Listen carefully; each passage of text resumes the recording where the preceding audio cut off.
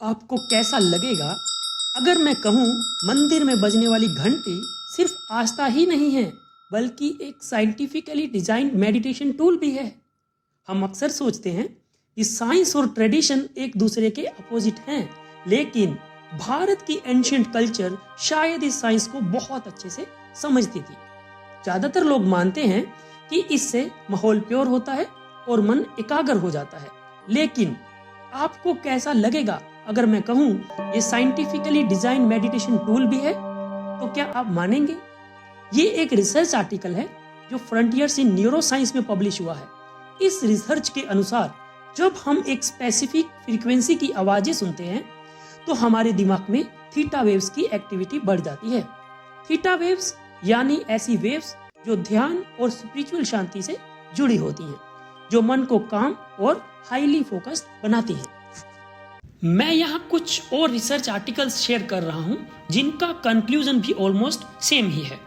In research articles के अनुसार temple bell की साउंड और महामंत्रों का जाप, जैसे कि हरे कृष्णा महामंत्र, हमारे दिमाग की थीटा और अल्फा ब्रेन वेव्स को स्टिमुलेट करते हैं।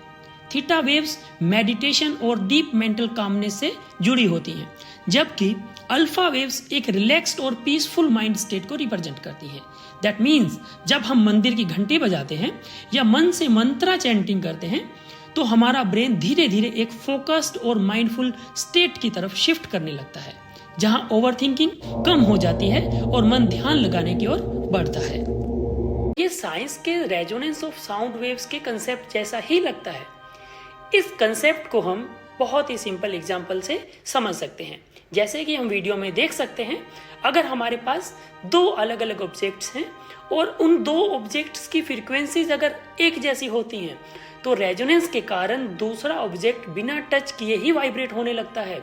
यदि दोनों ऑब्जेक्ट्स की फ्रीक्वेंसीज अलग अलग हों तो रेजोनेंस नहीं होता, और यही रेजोनेंस होती है मंदिर की घंटी और महामंत्रों की साउंड वेव्स में, जो दिमाग के एक पार्टिकुलर हिस्से को ही स्टिमुलेट करती हैं, जो ध्यान लगाने में मदद करता है।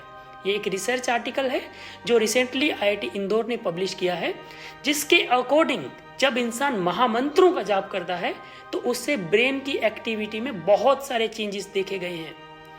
EEG स्टडीज के अनुसार रिसर्चर ने यह पाया कि चैंटिंग से अल्फा ब्रेन वेव्स में सिग्निफिकेंटली इंक्रीज होता है, जो एक पीसफुल और रिलैक्स्ड मेंटल स्टेट से जुड़ी होती है। वहीं दूसरी तरफ बीटा ब्रेन वेव्स, जो यूजुअली स्ट्रेस, एंजाइटी और ओवरथिंकिंग से जुड़ी होती हैं, उनका लेवल घट जाता है। इसी वजह से बहुत सारी थेरेपीज हैं जो आजकल बहुत ही पॉपुलर हैं, उनमें साउंड फ्रीक्वेंसीज का यूज किया जाता है, जैसे कि म्यूजिक थेरेपी, साउंड हीलिंग या मेडिटेशन, ताकि दिमाग को शांत किया जा सके, तनाव कम हो और ध्यान आसान हो जाए। तो अगली बार जब आप मंदिर जाएं और घंटी बजाएं तो इसे सिर्फ एक परंपरा न समझें कि आप अपने माइंड को साइंटिफिकली काम और फोकस्ड कर रहे हैं। ये साउंड थेरेपी नहीं, ये सोल थेरेपी है।